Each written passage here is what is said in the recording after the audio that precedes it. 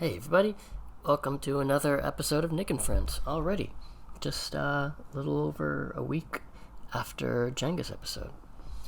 This one is with my friend Romy. Romy and I met at a cooking class, I think.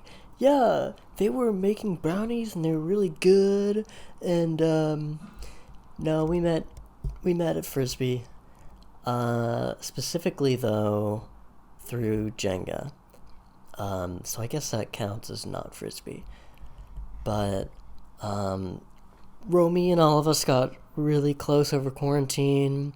Romy was a part of Sponges and Wagons, and all our movie nights and things like that. And then started dating one of our roommates. And yeah, one of my good friends back in San Francisco. I always end up having really interesting conversations with Romy. I really value their perspective on things. And yeah, I don't know. I feel like we just sit down and I say like, hey, how's it going? And Romy will be really upfront and honest with everything that's going on in their lives and what they're dealing with at the moment. And I feel like that definitely happened in this call. At the beginning of this call, there was a spider that was crawling around Romy's room. So I decided to leave it in because it was really funny. And also I've dealt with that a lot. So here's Romy.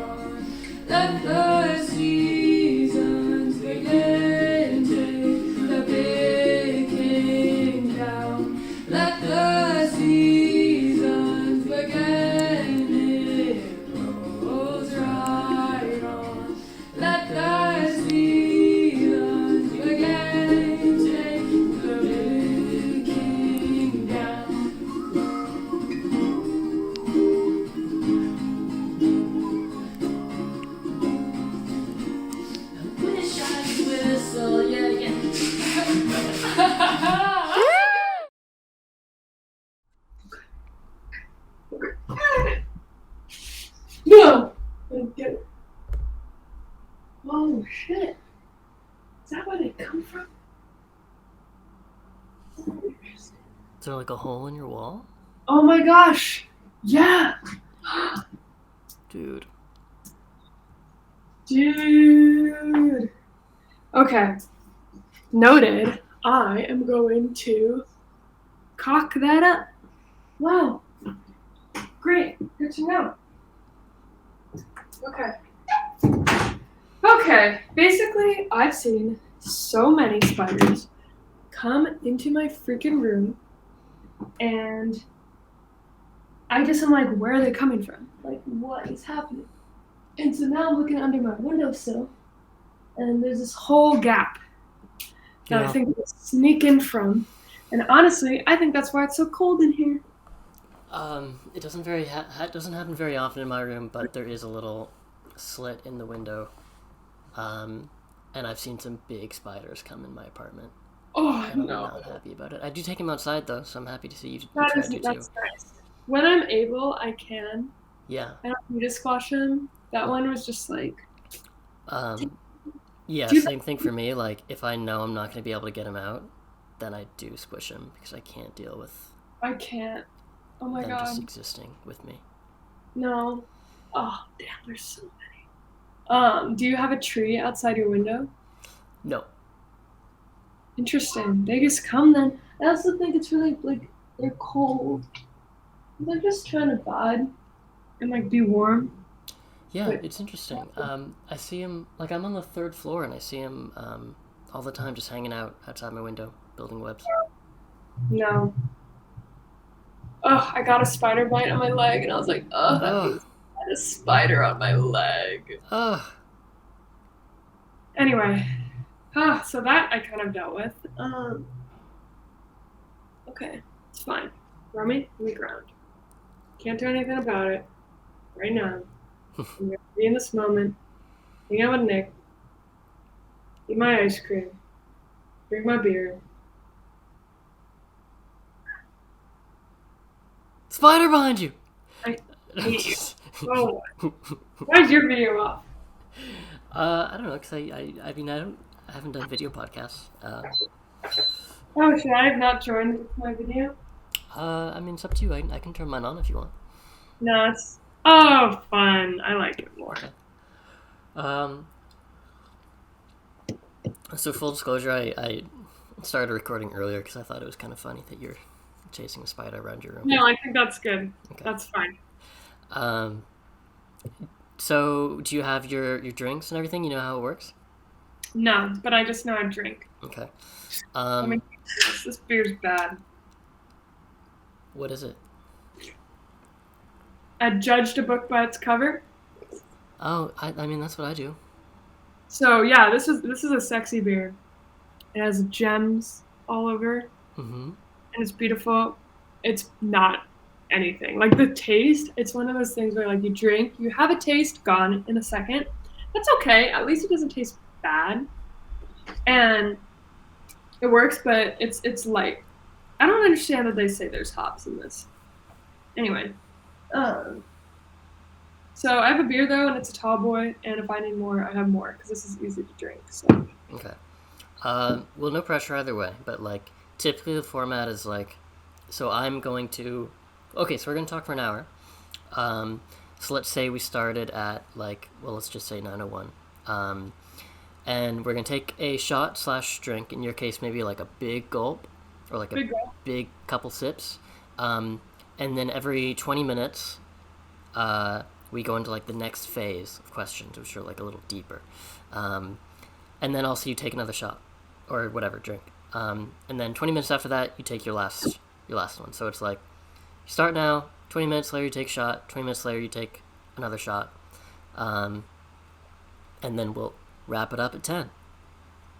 Hell yeah. Cool, Nick. I'm done. Okay, so I'm gonna take my shot right now. If you want to like, I'll take my little take finger. some swigs. Oh, Jameson, nice. Yeah. You have googly eyes behind you? Huh? Are those googly eyes? Yeah. Nice. They're big. Those are big googly eyes. Yeah.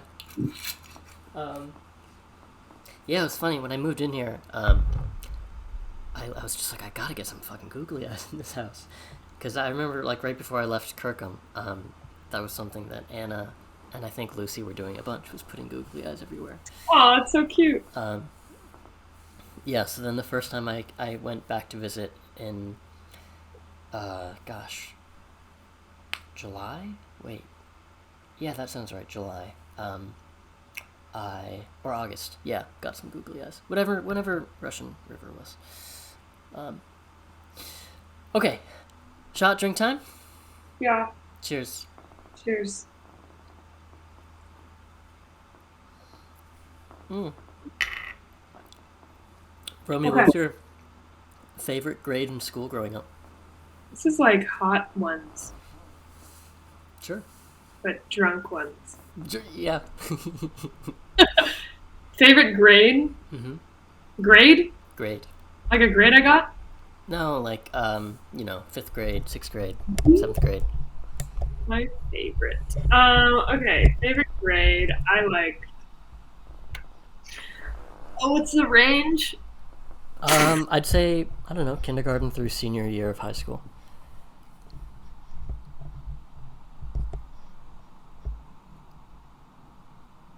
Okay, I liked middle school. So that for me was 6th grade to 8th grade. What did I like the most? I don't even remember. Okay. Did I like 8th grade? I think I liked 6th grade. Wow. I feel like that's an awkward year for most people. Yeah, it's a hot take. Yeah. Um, do I have to explain? I can I mean, you explain. don't have to, but I'm gonna follow up and ask, like, why is that? I feel like I had a crew. We were a really weird crew. Like we didn't like. I don't know how your friends were in middle school. Like if you had a crew and like if you guys were like really nice to each other and supportive, but like it's kind of a crew of siblings like almost. Like I mean we weren't siblings, but that's just how we treated each other. Like we were pretty mean to each other, but then we also would always hang out with each other and do things with each other. And definitely hype each other up, but then also like shit on each other. So that was the shitty part, I would say. But my favorite part was that the stuff we did was awesome. Like we filmed YouTube videos and music videos, and we just like all lived in the same neighborhood, so we could just kind of do stuff all around the neighborhood. That was definitely, I think, the era, maybe end of elementary school or beginning of middle school. So I think 6th grade, where like we found this abandoned office building and like broke into it. Like we kind of just like did fun stuff together to entertain ourselves. 6th grade, you broke into this building? I think so. I think I Wow. was 6th grade because I think 7th and 8th we were more focused on middle school drama or doing our things. Or I think this was before we kicked one of my friends out of the friend group. I think about that a lot. I think about that a lot. Like I was an asshole in middle school. And so there was definitely a friend that we didn't like and we kicked her out, I think in 8th grade. And that was shit. Why were you an asshole? I think I was just really judgmental and I kind of felt like the leader of our group Well, almost. And I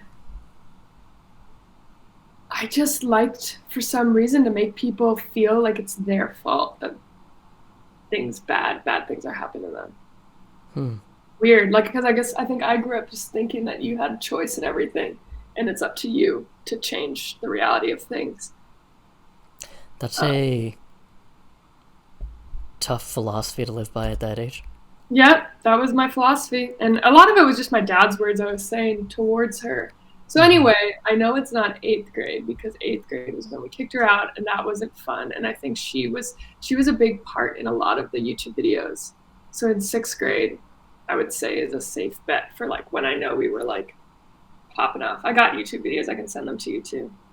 I know you showed me one before. Yeah, but I that's think it about. was I think it was water polo related. Oh yeah, maybe. Oh, fuck that. You, tried to you, squish you you. found the spider again? Yeah, like I tried to squish you. Why do you think it's safe? Yeah. Okay, well, keep my eye on you. Yeah, I showed you probably a water polo video. That was from high school, though. Yeah. Yeah. So. Well, what kind of? So you guys made music videos? Any Yeah, like comedy videos or something? Yeah, we kind of did iCarly in a way. Like me and my friend would host in front of this. It's called the Big Orange Curtain, and we just filmed in bits and skits in front of a big orange curtain. That was our background. So kind of like Hot Ones and Drunk Ones, but young ones. Young ones. And iCarly. Yeah. Yeah. Yeah, sure.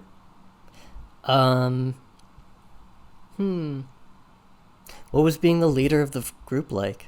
Did that have like responsibilities? I think it came out of that I tended to be really good at things at that age. Like I edited all our videos. I knew about the internet really well. I started developing boobs before everyone. That was a big thing. That gave you leadership responsibilities. Yeah, you in the world. Like, how hot were you? Like, when did you? 1 second. Oh, I just gotta keep an eye on it because next thing I know, it's on my lap. Oh, fine. Kill the bugs. Kill the bugs. I'm gonna be right here. I'm gonna be right here. The last time I'm letting it interrupt me. How about I move? How about I don't sit on my desk? How about that? Okay. I'm gonna move. Okay. Goddamn. I hate spiders.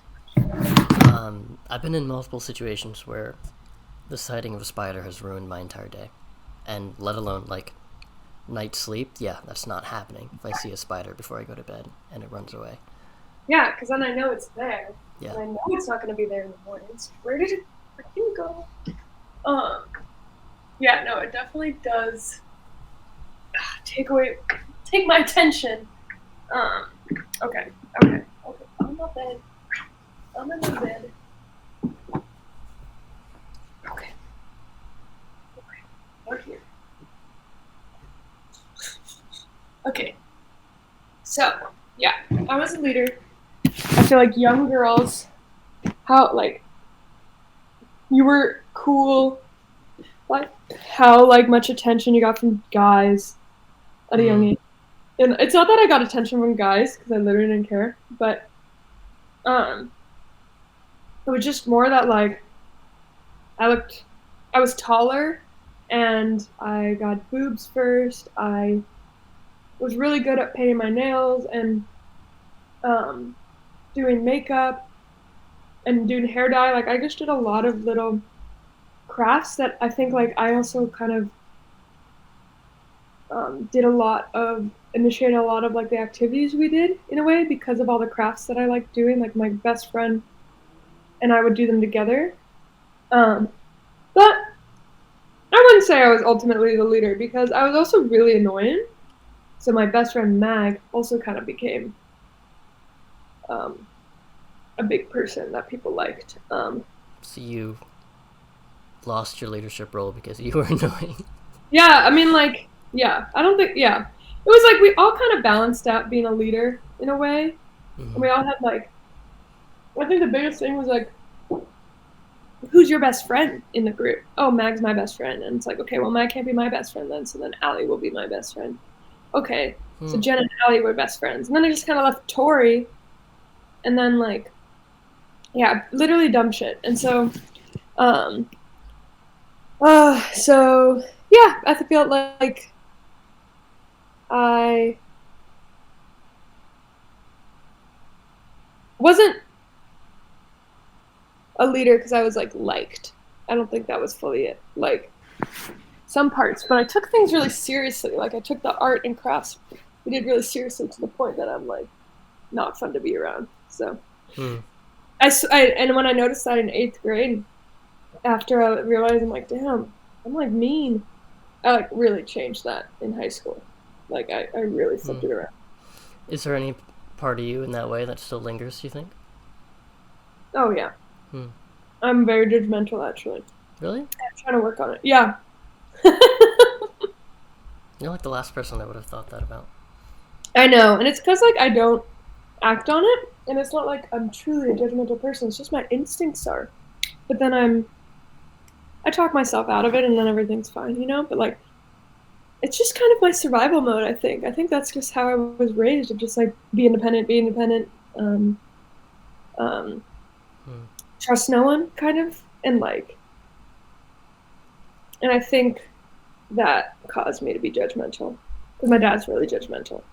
And do you view that as a detriment, or all things considered, or you happy you turned out the way you did? I am happy that I have the ability to unlearn, or the determination to unlearn things. Because I think the fact that I've started to unlearn it means I can balance it in a way that is to my benefit now. In a way, like there's still. Have you ever thought about talking to your dad about it, or like? Oh yeah, I have talked to him about it. Interesting. And he knows. I think a big part of my whole journey of unlearning things was first dealing with my dad.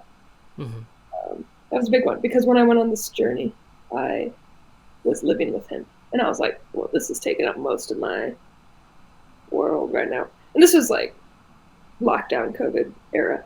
Yeah. Anyway, so yeah, I feel that I am so judgmental now, but not in a way. I'm getting better. I'm getting a lot better. Let's have prejudices, I guess. Or just like immediately, like, I feel like it was really hard for me to appreciate weird kids. because I was weird, but I was like masking it though. Like I was like looking at what is a normal thing to say, what is like funny, what is super annoying, what is not a funny joke, or like just trying to. I like was masking popular. That is what a scene kid is. Like a scene kid. If you look up like a scene kid on the internet, like they look fucking weird, but they take themselves super seriously and they actually try to be popular. Hmm.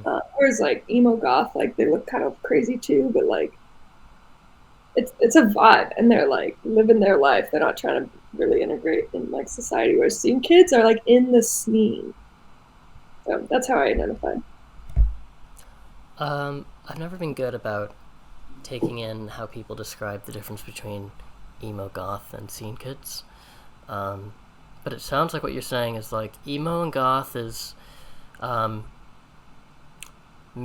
potentially like more of a aesthetic choice, and scene kid is like a philosophical slash insecurity choice. No, I don't. I don't know. I don't know on that end because I know there's a whole thing with goth versus emo. Mm. Um, Let me look. The key difference between goth and emo. Goth developed from the punk scene and bears many similarities to punk, whereas emo strived for a much more mainstream appeal to took on pop sound. Oh, are they related to music? Yeah, that's No, I cool. think that's music. Anyway, I Mm-hmm. don't really know the quite difference, but all I know with scene kids, what is a scene kid? Urban Dictionary. Let's do it. Scene chick, choppy hair. Usually, okay, this is there's an aesthetic to it. There is an aesthetic. That's fair. Like bows, bandanas, usually like black with a lot of colors that pop kind of color scheme. Long bangs, heavy makeup, usually damn sexy. However, they tend to be full of themselves and unfriendly to anyone they deem unworthy or not in the scene. Are you? Yeah, Is that resonating with you? yeah, that was a Mm. little unfriendly. But I also wasn't fully unfriendly. I think I was just unfriendly with my close friends. But then, like, I don't know. I had a few. There's some people my mom have come into contact with, like, through her job, where she's like recognized people, and then they were like, "Yeah, Romy, she would like actually say hi to me." But always thought she was the popular one in the popular crowd, but she'd say hi to me. So like, I still always said hi to everyone. Like, I just liked being known by everyone. Um. Anyway. Um. Uh. Yeah, that's all I got. I wasn't a like super true sim kid. I was like kind of there. Scene adjacent. Mm-hmm. I Mm. would say. What was your worst subject in school growing up?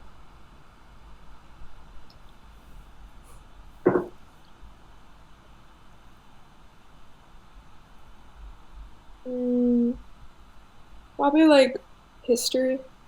History. Hmm. You just didn't, or had no interest? Yeah, I think. Okay, in high school it was history. Um, I think I didn't care for what they was teaching me. Like it didn't seem that cool. Mm-hmm. I liked English. I did like that class. Um, I mean, I worked really hard in math and science, but I also think I have a love hate relationship with it in middle school because I actually was really bad at it for a period of time. And then my dad was like observing me, believing that I was bad at math and science because I didn't get into this advanced class that all of my friends got into. Mm. And then my dad like had this whole year of an insane boot camp with me when I was in fourth grade. That's rough. Dude, it was insane. I came home every day and we did math for like 2 hours. We just yell. So like, well, I'm just burping all over the place. So like, and then I ended up getting really good at math, and then he left me alone, so that's cool. But like, it wasn't my strength for a while. But then I got like this crazy ass boot camp. So it fluctuated, but I guess I'd say history and languages. I was kind of trash at languages. Did your dad yell at you in French? No, Mm-hmm. I might swear in French, but no, Zut alors! yeah, no, none of that. Just wow, what would you say? Um,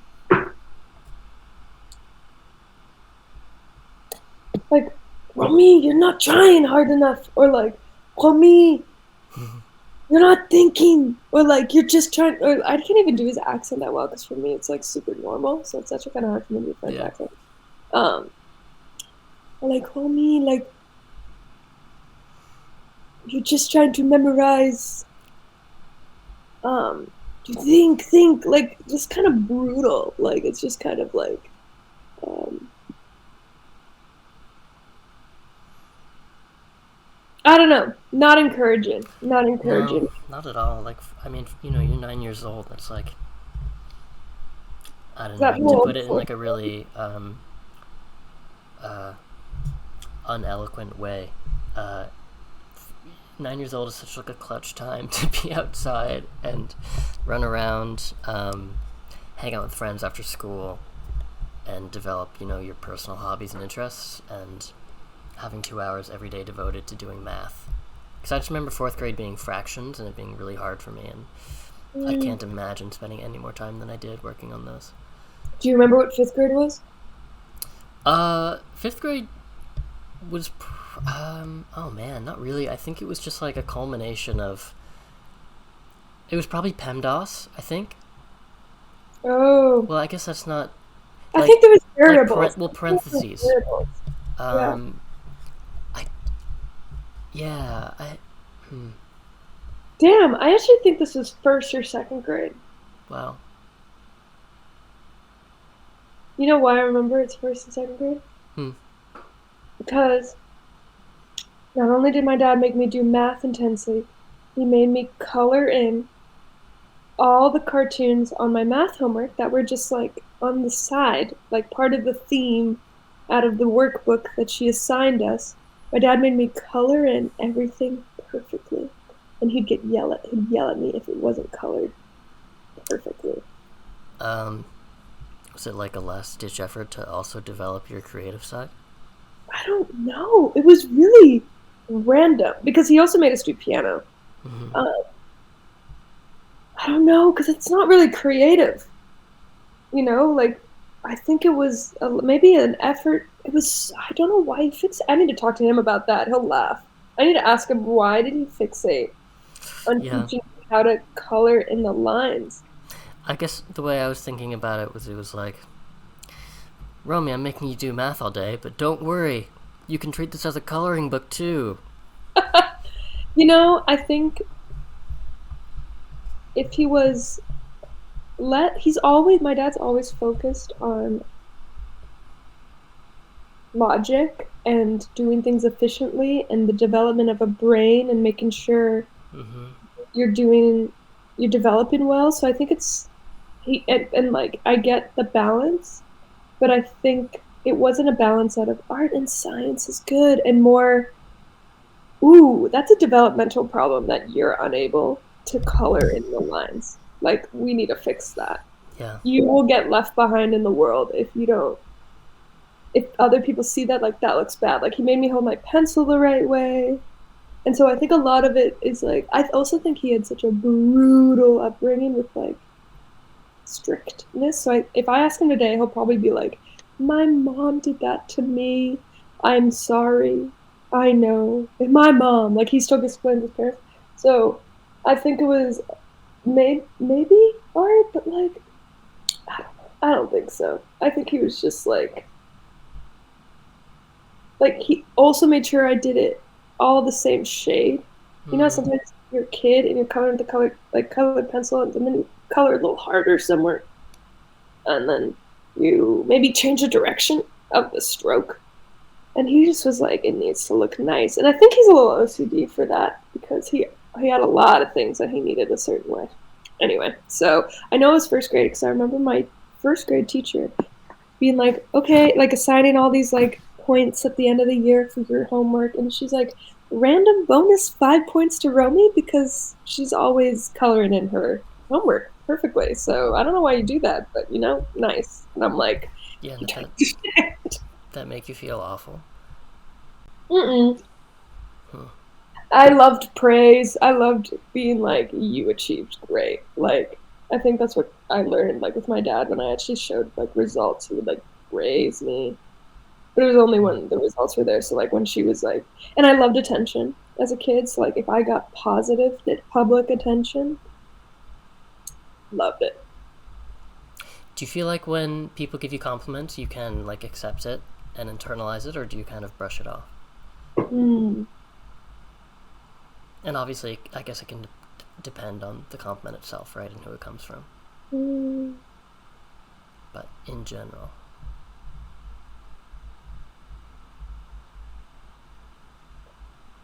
I think I take it, but then I set my bar higher. Like, I do hear the compliments, and I'm like, okay. And then I set my bar even higher, though, that I'm like, to the point that, yeah, maybe I'm not taking the compliments anymore because I'm like, thanks. I know, but I need to be reaching this. And I think, like, even with Capoeira, like, when I started, there were a lot of people that were like, whoa, you picked that up, like, really quickly. And so for me, I'm like, oh, shit, thank you. And I took it to heart, and now I, like, have this high bar on myself. Yeah. I don't want to make too many assumptions, but normally if someone said that to me, I'd be like, "Wow, that's really healthy. Like, what a good way to like accept criticism or positive feedback and apply it in a future way." But after everything you just told me about your dad, I'm wondering if it's like an unhealthy thing. Because you're always like not meeting it, or like there's always something better to be, Yeah. and there's always like more you can grow from. Yeah, it's both.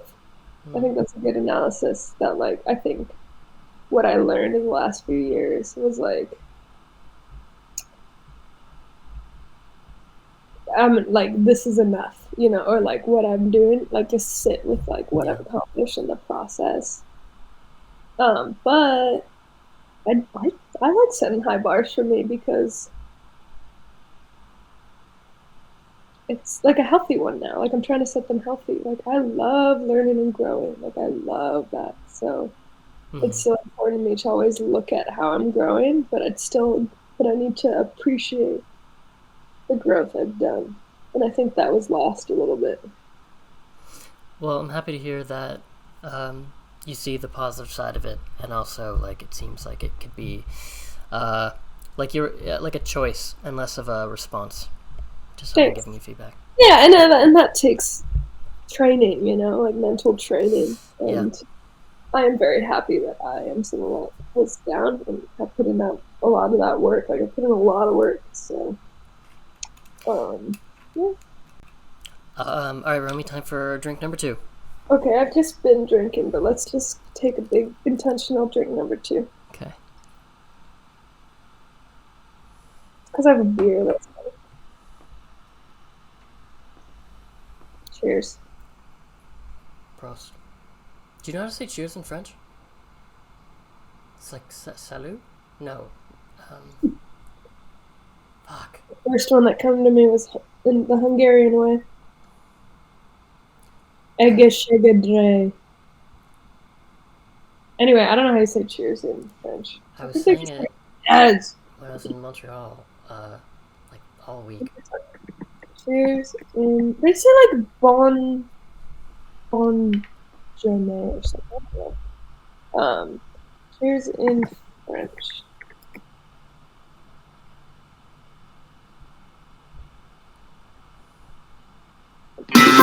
Hey, Santé. santé. Oh, Santé. good health. Good health. Cheers. Yeah. Santé. Yeah. Okay. Yeah, I haven't heard it. My dad really didn't speak French with me. So. Romy, was there someone you knew had a crush on you, but you didn't feel the same way?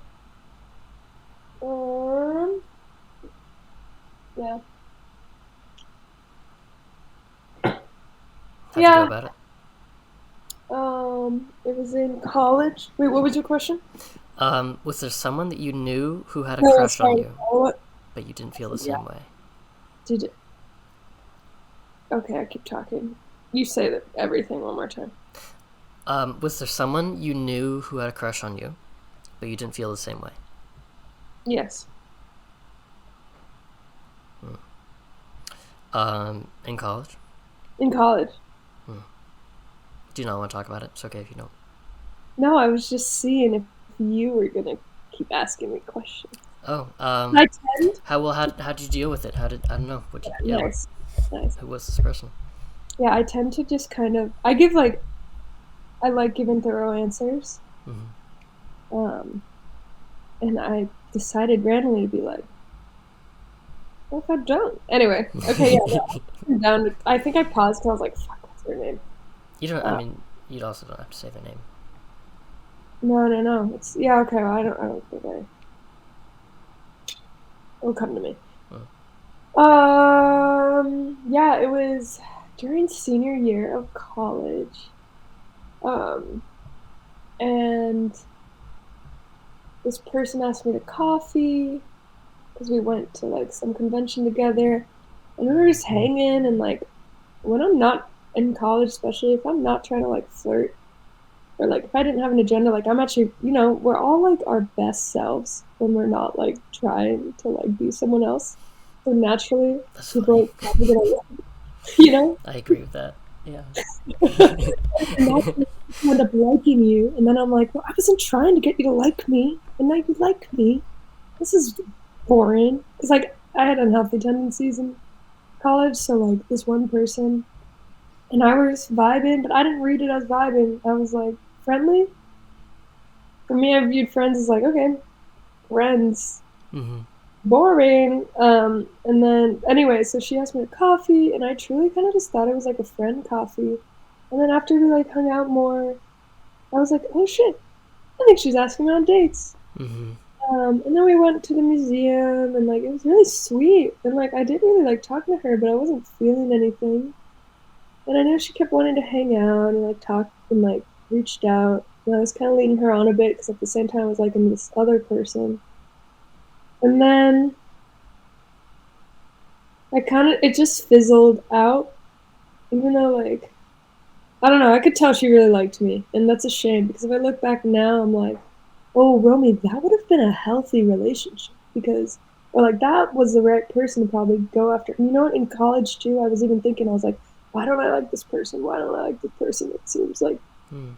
going after this other person is definitely a lot more toxic. But it just is what it is. So, yeah. Any idea what they're up to today?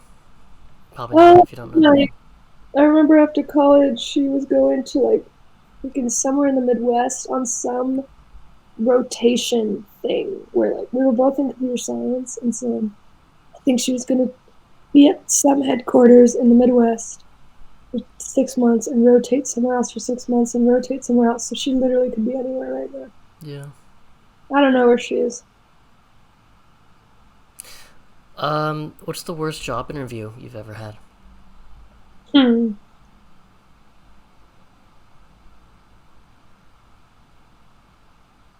Oh, this one's funny. So speaking of how I met this person, was at a convention, Mm. and the convention was the Grace Hopper convention, that like once a year all woman in STEM computer science convention. And I was just like walking around. It was like the last day, looking around at stuff, and then some guy came up to me and was like, "Hey, I was noticing you were interested." It was like a movie moment. He was like, "I noticed you were like looking at this AR thing and like these game things. Like, do you mind if I just like ask you some questions?" Hmm. Well, we're looking at, and I was like, okay. And then he was just, we were talking. Then we got really into like talking about making creative, entertaining games for people. And like, he said he works at Disneyland and he's looking to hire for his team making games so people waiting in line can play them on their phone, whatever, just like making little fun games. And we Hmm. like talked. a lot, and then he was so hyped, and then we started like he's like, okay, but I do need to do an interview with you, like a formal one, because we had like two informal interviews that were like about my interests, like behavioral, you know. Mm-hmm. And he's like, okay, well, this is a technical job, so I do need to give you a technical interview. And I was like, okay. He's like, how about we just like go over there on the side, and I can just give you the questions. And I'm like, oh my god, like I have not prepared Yeah, wow. Kind of at all. on him. But anyway, continue. I mean, honestly, it was kind of expected that you would prepare for this convention because everyone goes there to get jobs.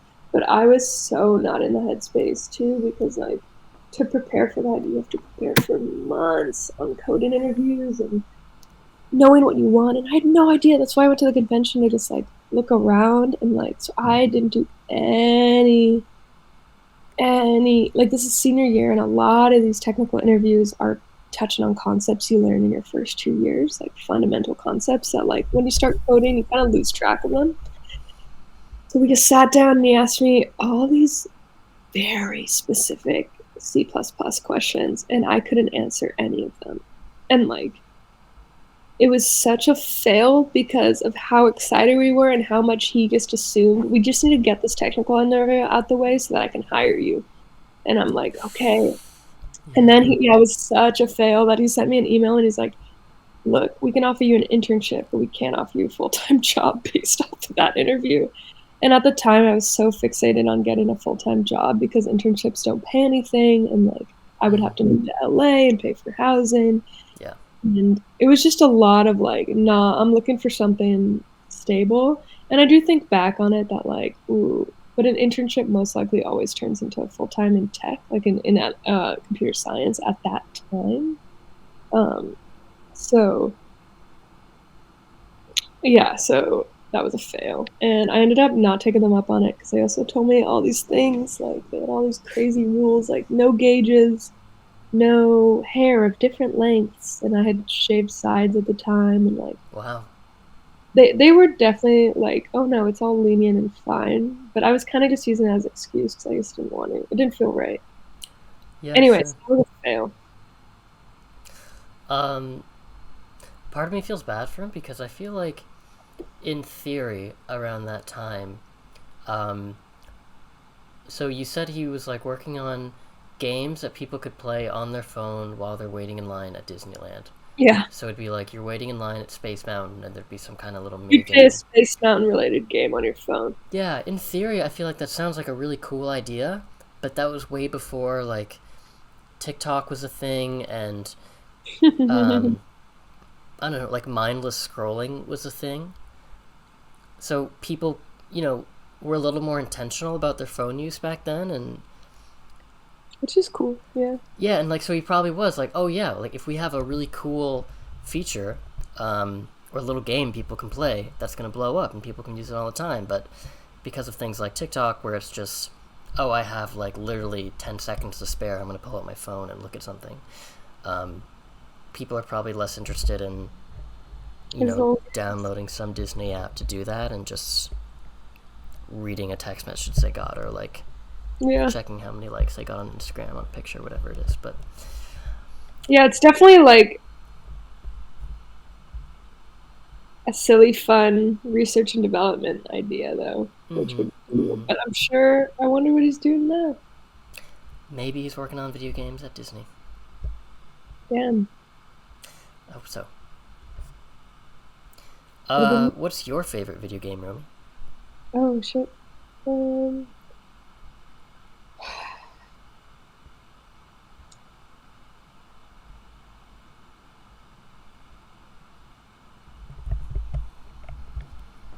um, damn, I think in my adult years, I haven't found a game or experienced a game yet that I'm like so sucked in, other than Breath of the Wild in my adult years, for sure. Like that got me re-sucked in games. But damn, as a kid, I loved Animal Crossing. I loved Super Mm-hmm. Mario Sunshine. Oh, nice. I loved Me Sunshine. too. So good. Yeah, Yeah. I want to replay it. It was hard. Did you beat the final level? Did I beat a game? I don't know if I was that kid that beat the game. We got pretty damn far, and maybe my brother beat the game. Okay. But what was the final level? I'm gonna look it up. Mario Sunshine final boss. Let's see. Oh my god, it was so hard, dude. Corona Mountain. I remember. Oh gosh, it's Bowser. Oh, the music is so nostalgic. Delfino Plaza. Oh my gosh. Damn, this shit was so fun. Yeah. Soundtrack was also, So fun. as you said, amazing. I would say this game. Let's go with this game. Okay. Very, very good game. Okay, I'm still watching. Wow. Oh, his little water jetpack. Can you hear it on your end? What I'm watching? I can tell that someone's like speed running through it too. Oh, hell yeah. Okay, did I play this? Let's see. We're in lava. I'm not. Oh, that sound! The load up and jet sound. Damn. I don't think I played this far, but I don't remember the green goop. Oh, I don't even remember getting to Peach. Oh my god. Jesus. Let me see. Whoa. No, I never beat the game. My brother probably did. Anyway. Yeah, good choice. Thanks. That game was Thanks. so That's good a good too. one. Yeah. That was a good one. Did you play the new Animal Crossing? A little bit because my housemate at the time had a Switch. Okay. I didn't really get into it. I think for two reasons. One, I think I had to play. He put me on his island, so like I was like subject to his island. Like I couldn't Yeah. start from scratch making my island. That was one. I got angry that there were no gourds, geoids. You know what I'm talking about? Yeah. What are they called? Gourds? I don't remember. I know what you're talking about though. From the original Animal Crossing. Gourds. Let me look that up. Yeah. Guards. Like Oh. Gyzoids? Yeah, maybe Gyzoid? Gyzoid. Oh, gyroids. Gyroids. 'Cause they're gyrate. They're gyrating. Oh, yeah. Okay, I loved those, and I think that was a big miss that they didn't include them. No, I think it was too nostalgic for me that no, it was too much of an important part of my childhood that the remake was too different. I would rather have just played enhanced version of the same thing, like just the graphics. Who was your favorite villager in the original? Ooh, do I even remember that? I don't know if that was the part I liked in those games, actually. I kind of found... Okay, who did I like? I mean, I loved going to the seamstress. The Mabel sisters. Mabel? Yeah, I liked the Mabel sisters. I loved KK Slide. Mm-hmm. Do I remember? Okay, I'm gonna pull them up. Animal Crossing original neighbors. Original. I want the original. And I want pictures because boy, do I not know the names. Oh my gosh. Okay. Is this? Did they keep Mabel sisters in the new one? Yeah. Okay, then I don't know what I'm quite looking at. Villagers known as... Okay. What is the original Animal Crossing? Do you know? It's just called Animal Crossing. I guess you could say like Animal Crossing GameCube. Oh, cool.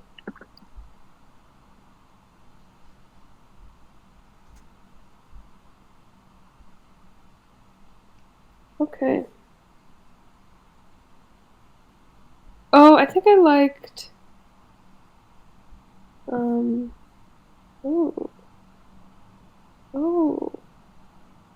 These photos. Oh, there was a penguin bird thing I liked. I liked the penguin. Was it rolled? Let's look. Duck. Rolled. Koala. Lion. Oh, I like the alligators too. Oh, these are just the animals. Bruh, I don't remember the names. Sorry. I never had rolled. I just remember that lots of people like rolled is like the internet's favorite villager. Oh, that's really And I funny. know he's a penguin. That was always really Oh, funny. it's like a penguin who works out or something. I no, he's a little more stubby or stout. Okay. Penguin, penguin, gym rat, Animal Crossing. I like decorating my house. That was nice.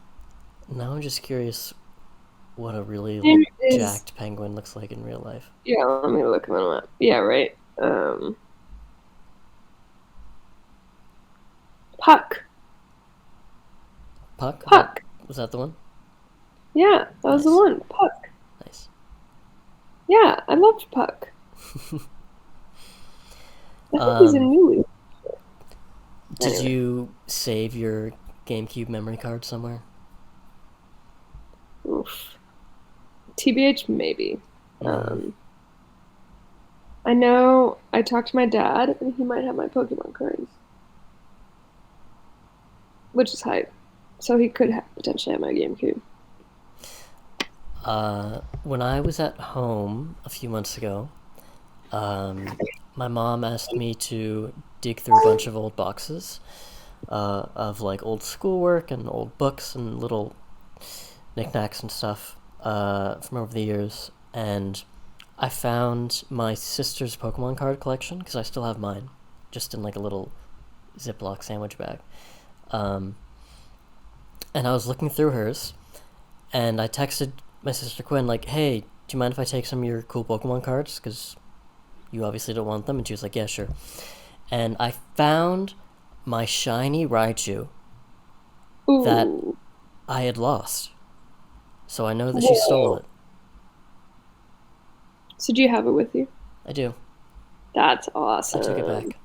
That's awesome, dude. A shiny card. I want one shiny card. Like I don't Yeah, even need to find my hold. Mine was in a binder. I like sorted them on type, which was cool. nice. Dude, I Um, could sell that shit right away. But like, um, that's really hype. You should like put that on a little altar or something. yeah, I don't know what I'm gonna do with mine. I mean, I still just have them in a bag. Like, I care about them, but I don't care enough about You found Pokemon to all of like yours? Yeah, you advertise said them. you had the Yeah, I same. mean, like a quarter of them are just energy cards. Oh my god, Lamau. Yeah, yeah, yeah, yeah, yeah. Oh my Yeah. god, like so many green ones. I had so many green ones. Also, really quick. Well, okay, really quick. Time for shot Drink number time. 3. Drink time. Um, but I remember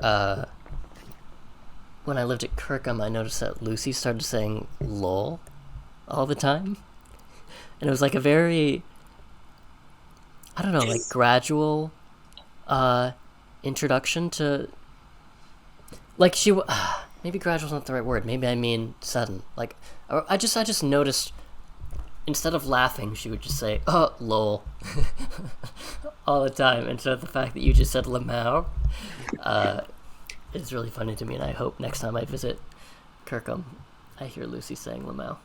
Dude, I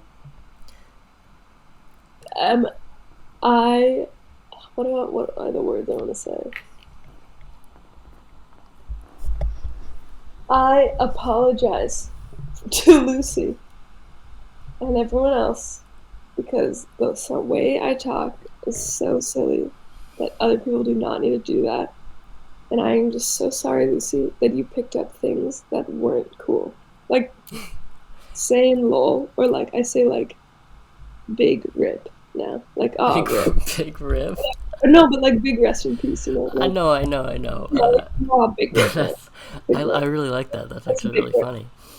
And then I heard Lucy do it. I was like, oh my God, that sounds really bad. Like, as Mm. if I do that? Damn, that sucks.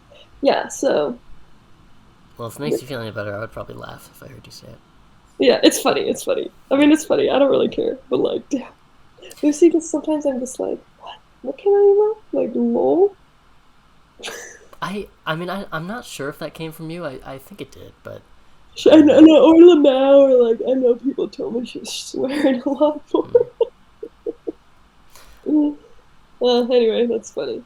Um, Okay, so we're on to phase number 3. Oh wait, we didn't take our drink. Did you? Oh, I did, yeah. Oh, okay. Here we go. Santé. Sound. Um, Also, I was doing a Nick and Friends podcast a few weeks ago with my friend Neve, and teach me how to say l'chaim, but they kept giving me shit because I couldn't do it right, and they said I didn't have enough phlegm in my mouth, in my throat. Yeah, dude, you need to really like l'chaim. L'chaim. Yeah, I Yeah, don't, l'chaim. I don't, L'chaim. I don't know It if I comes have from it like in me. you gotta gargle.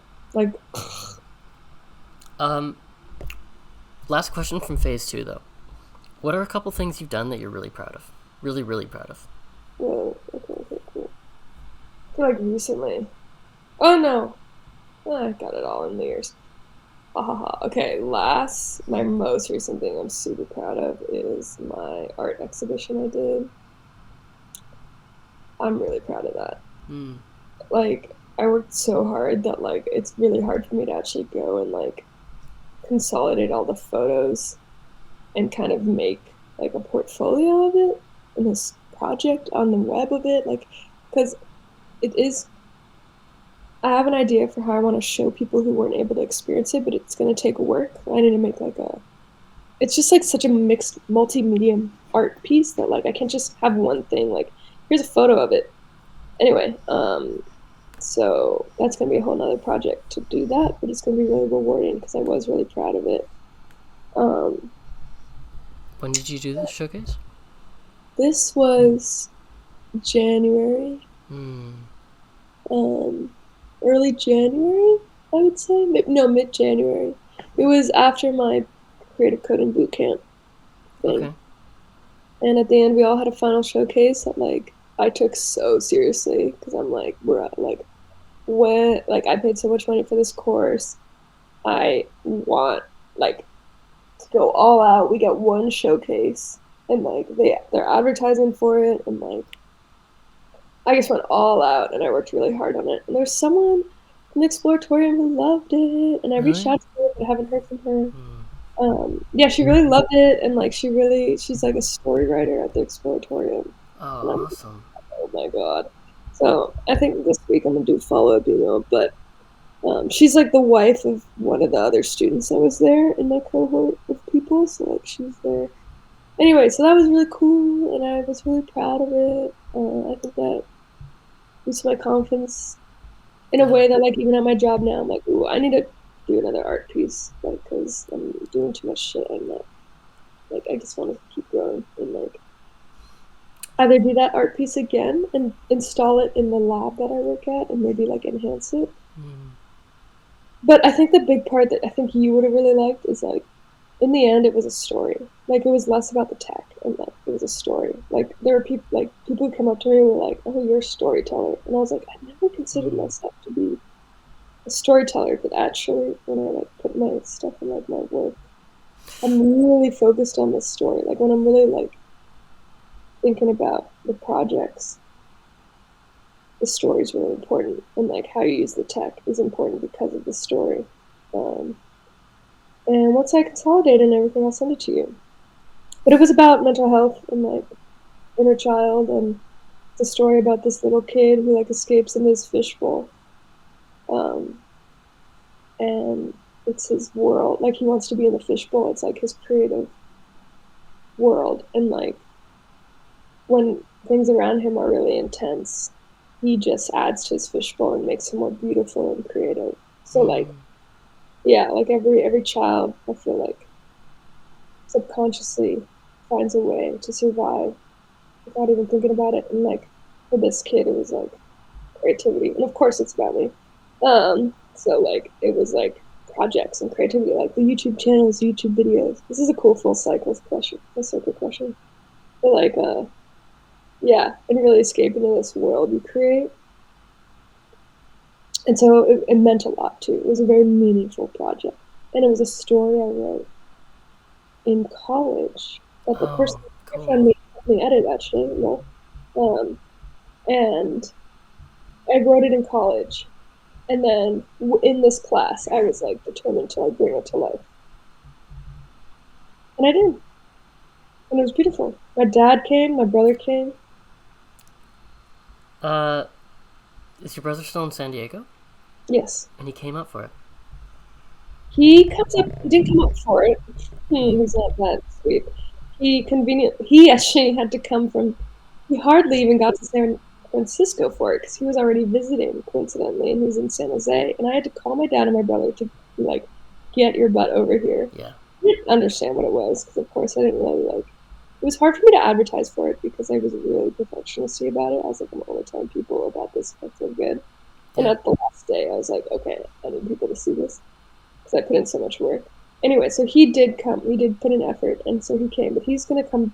He's actually gonna be in town this weekend because he does frisbee now. Does he? He does ultimate frisbee, and he has a game, so I'm gonna watch him. Nice. Yeah, that's kind of sick. I'm excited to see like how he plays and if him and I are similar. Are you gonna, heckle from the sidelines? I'll heckle him for sure. I'll probably go with my dad. Yeah. It'll be yeah. And you can be like, Dad, you fucking better criticize. Max is his name, right?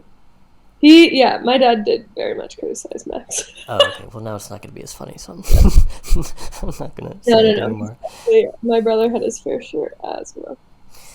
Um. Well, I'd love to see your project, Romy. That sounds really cool. Thanks. I think you'd like it. Is it something you can send, or do I have to see it in It's person? something I can send once I um, wrap it all up. Basically, it's like it's a story you listen to and you experience physically. Because you scan this QR code that brings you to the website and you click play and you have headphones on. Mm-hmm. And the whole installation is this like thing you walk around and there's like 3 different chapters. So 3 different quadrants. It's not a quadrant, 3 different whatever thirds. There's thirds. This wall is divided into thirds. And so in the audio it'd be like, please follow the red arrow to chapter 1, and then like I have like instruction audio at the beginning, like you hear me say 1, take a step. And you hear me say 2, take another step. And so the story goes like, hi, I'm 10 years old. 1. And then like you hear 1. So there's this narrator and you're kind of like interacting with the story. So like it's about like the first chapter is like this kid who walks through this field alone at night and there's a pond in the middle of the field and it's dark so he can't rely on sight, but he knows it's 10 steps to the pond, so like you take the steps with him. So it's an interactive, like you are the main character and Yeah. you move around with it. So I have a video of like people doing it and I'm planning on just taking all the different shots and photos I got and aligning them with the story. And I just want to make like a video of everything and then just send it to you. Because it's not, I don't think it'll be the same where like you Yeah. just play. Yeah. Well, whatever you think is best, but I'll be back in San Francisco at some point. Oh, really? And I could just like, walk you through it. yeah, Like, I would love to get as close as we can to the to what the real thing was. the original. Yeah. Mm-hmm. Yeah. But that sounds really cool. It was And really cool. I'm like obviously an advocate for using technology to enhance storytelling or like Yeah, present that's the storytelling in direction a I new want way. to go. So, yeah, I really appreciate you saying, oh, Nick, I think you'll like it because it's like a story. I mean, it's But similar to what you shared with us, which was really cool. yeah, I think I'll appreciate it for more than just that too. So I can't wait. Yeah. Um, if you were gonna write a thesis paper about anything, something you're both passionate and knowledgeable about, what would it be? In other words, if you were gonna try to convince the world of something, doesn't have to be, it's not like saving anything or like changing the world. It's just like, what do you think you know better than anybody? And you're like, this is my opinion on this, and here's why I'm right.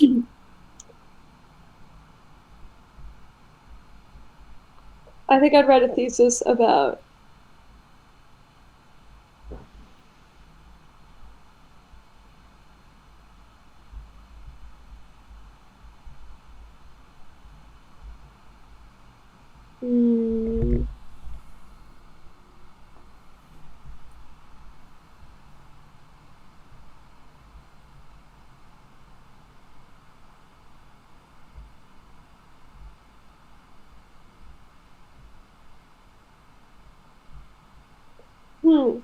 Okay, I was thinking the title.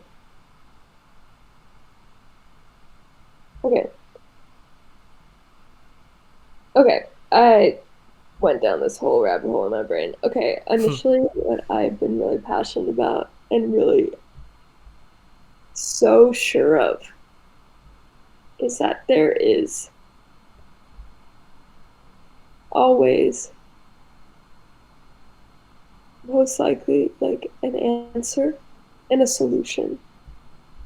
And mainly to technical problems.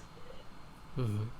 Like, what do I want to write this about? And maybe go into the nuances of like when there's not a solution though. Like or I don't know, I'm just really passionate on the fight between the art and science brain. Hmm. The logic and the exploring brain. Because I truly feel I do have a combination of both in a way where they both are actively working like together. Because with the logic brain, I see the way I help these students at school and debugging. And I just want to write something on like the debugging method of what it, of like how our ceiling is higher than we think it is. That,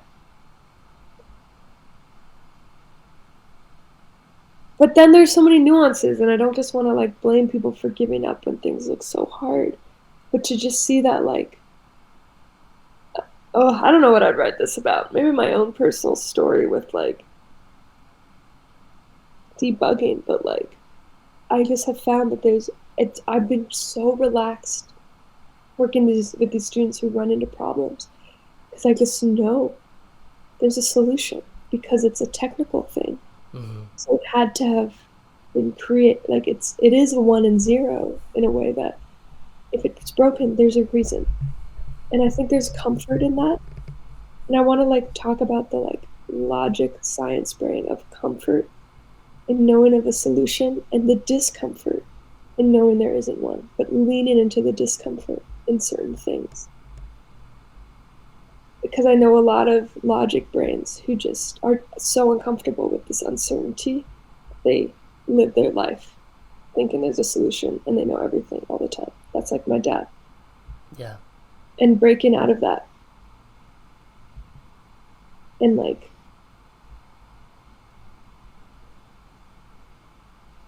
I don't know. I've just been thinking about it a lot lately and appreciating my background in computer science recently. Because for a while I was hating it. I was like, fuck this shit. But now I appreciate it so much because, yeah, we learned a lot of random stuff we don't use today, but like it taught me how to not give up and how to push through and that there is an answer. And like, it's not you, it's that you just need to work a little harder to find the answer, but it's not your ability. You, you just need to know what like rocks to look under and stuff. And so I think just like that mindset and just encouraging people that it's not you, it's not your ability as a human. Hmm. It's just like the amount of obstacles, and do you want to like do that? Like exactly. Like every human I see, I think why computer science ends up being so interesting to everyone, even if you get a tiny taste of it, it's because it's a puzzle, and there's I feel like a human desire and love for like seeing something click. We love like seeing how things can be better. Like that's what drives this whole. That's what has driven humanity to like progress, and there is that little satisfaction. Anyway, meaning that even because I see a lot of art students doing engineering bugs at my school, and just teaching them that like you don't have to be an engineer to like love this and appreciate it and fix it.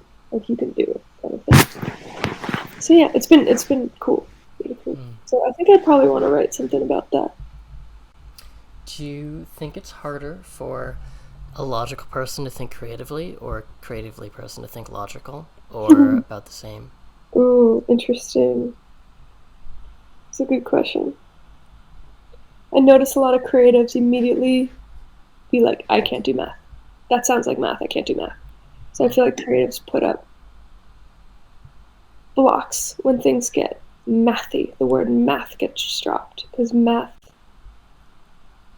is scary when it was taught to us as when we were young, and that's totally fair.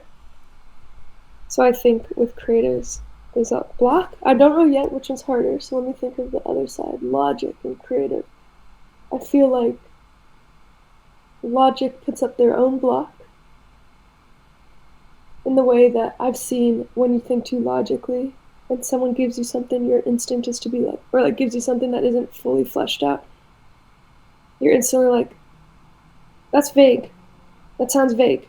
Mm-hmm. I can't do anything. I'm stuck now because your assignment is too vague. So I'm just going to sit here and think, damn, you're too vague. I'm literally thinking of a student that I work with right now that I'm trying to help out of that mindset. So what is harder?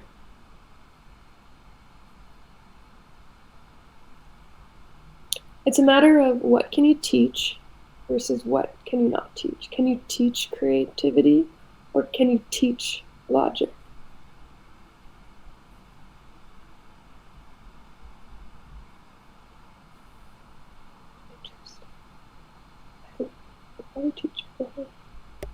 Okay, what is a harder thing to emotionally? What is more like? What do I think is harder? I like looking at both sides all the time, so I always end up in the middle because in the end, they're probably equally hard.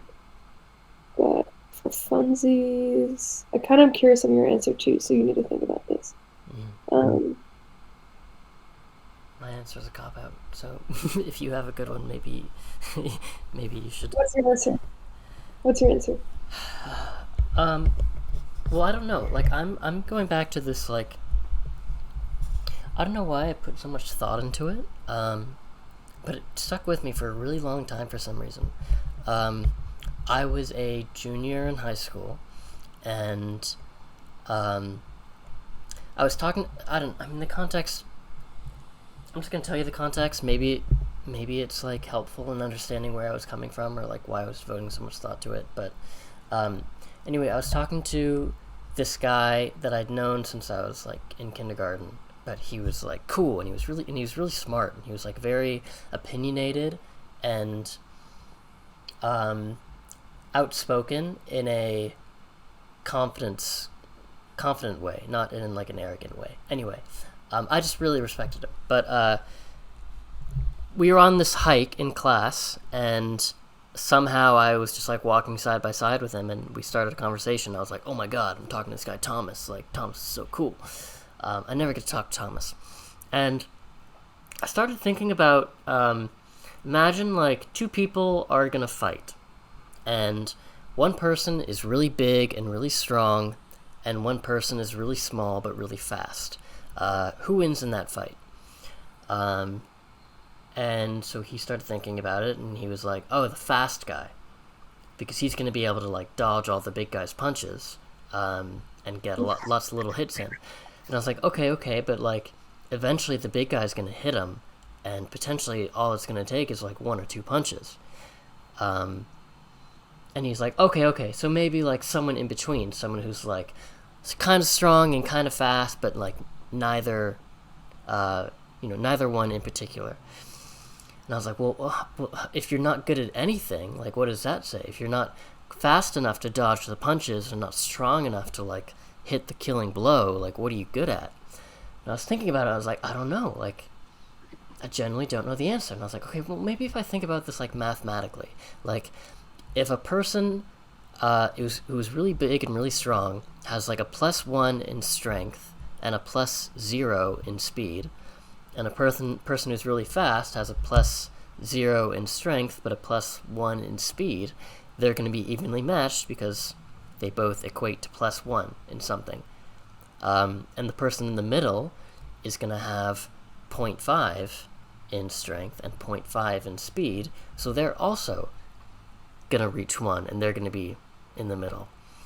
Okay. So, ultimately what I'm getting at is everyone is a variation of fast and strong, and maybe they're 0.75 strong, 0.25 fast, But Maybe they they're equal the point same 0.10 thing. fast, point 0.9 strong.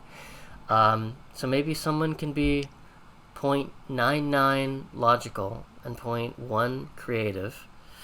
Um, and Mm. it's all a matter of accessing that part of their brain and applying it, I don't know, to their own interests and talents. Like, because there are people who argue that the code they write is really creative and art, right? And I'm sure you've experienced True. that. And True. Also, the uh, beer hit me in terms of me going to the bathroom, so I'm just going to mute myself. Maybe. oh yeah, sure. But keep talking. I mean, my point is pretty much made.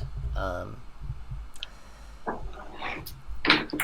Okay, so what if someone is like 0.42 creative? Okay, 1 second. Gotta pee.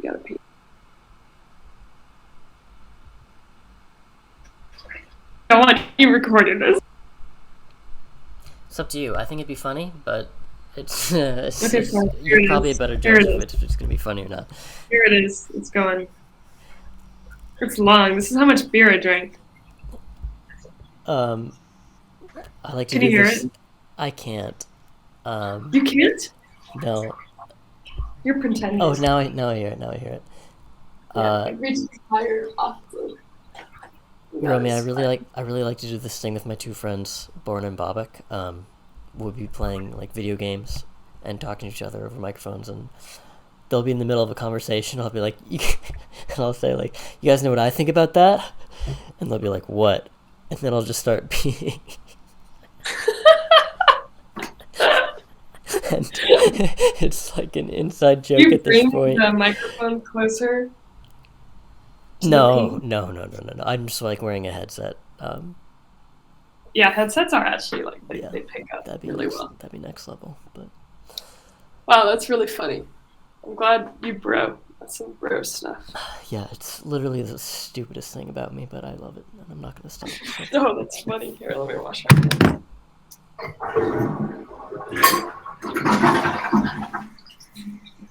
La la la la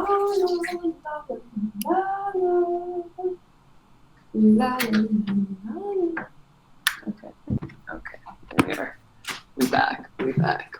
We searching for spiders. We back. Okay. Okay.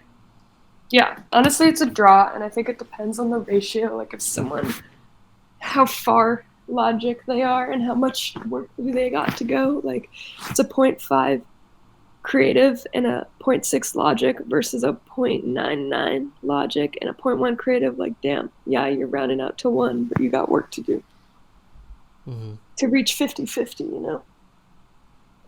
Yeah. I also know there's so many other variables, I'm sure, but just to answer it, I would say I think it's harder. I think it's harder for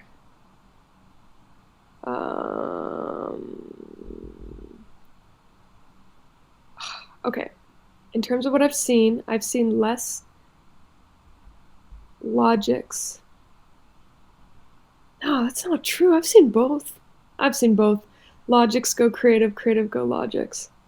I think it's hard for creatives to go logic in this society. So I'm gonna go with that because I think they have a lot more mental walls to take down. Whereas with like logics going like creative, they're almost relieved. They're like healed. They're like, this is healing to let go.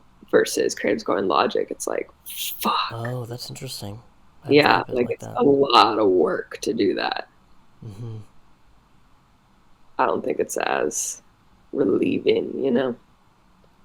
What if, what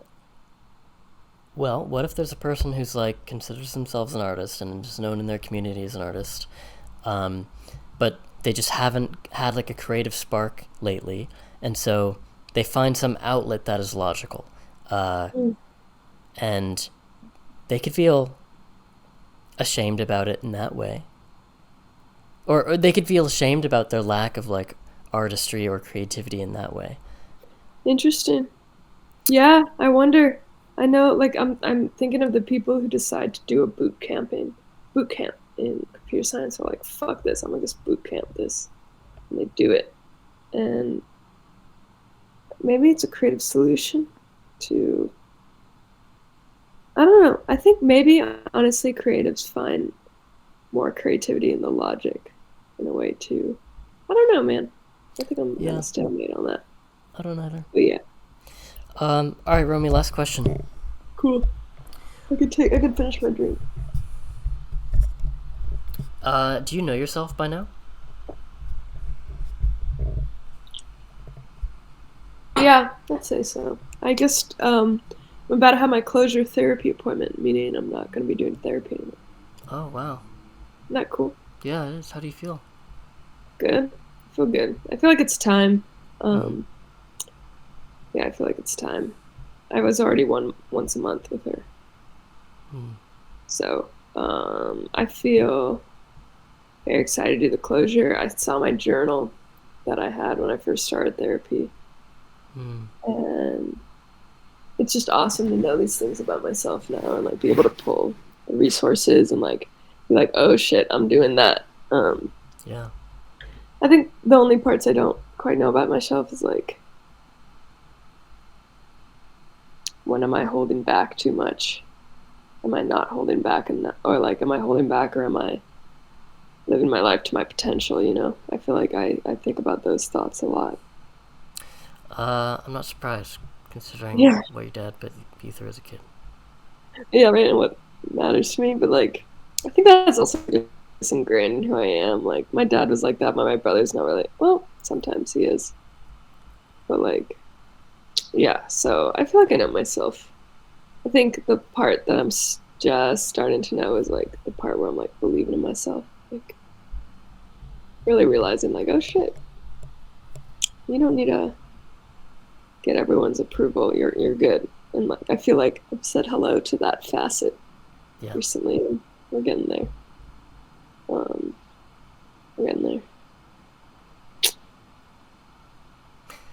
Well, Romy, thanks for being on the Nick and Friends podcast. That was a lot of fun. Thanks for asking such thoughtful questions that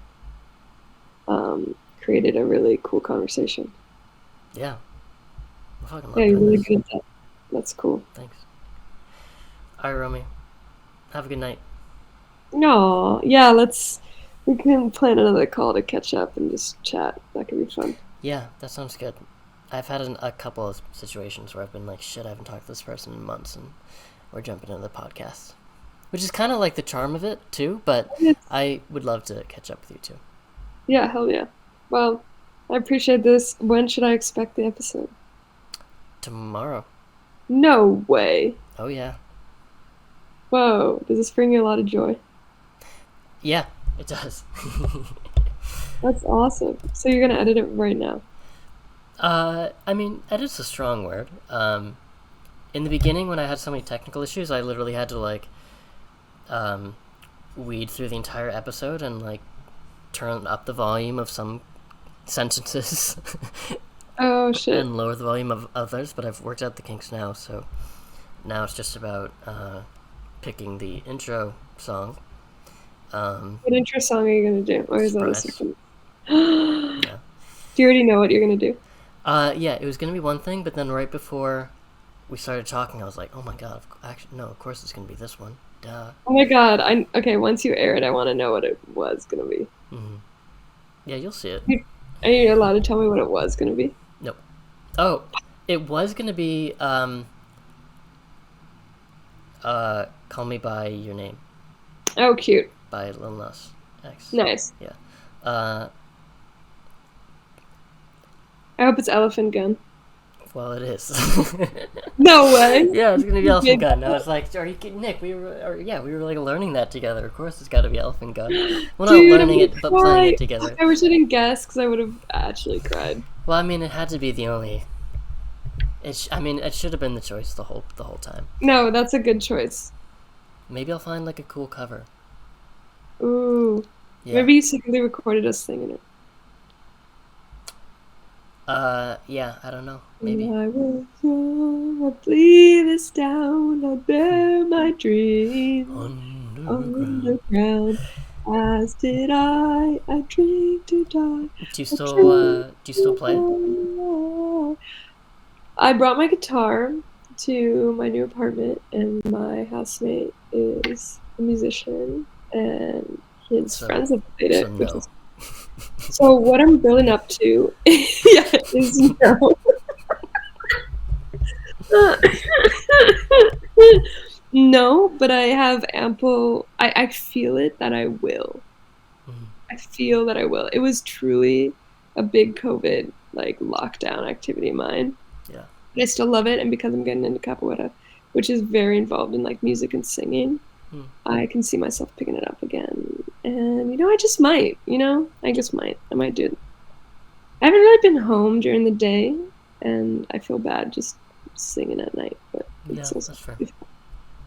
anyway. I'm very excited to hear that song and the podcast. Yeah, we'll belt it out next time I'm home. Oh my god, I love that song so much. Thanks for sharing it. Yeah. All right, Plug Romy. on this. Very nice talking to you. Sleep well. Lovely talking to you, Nick. Have a great night. You too. Bye. Bye.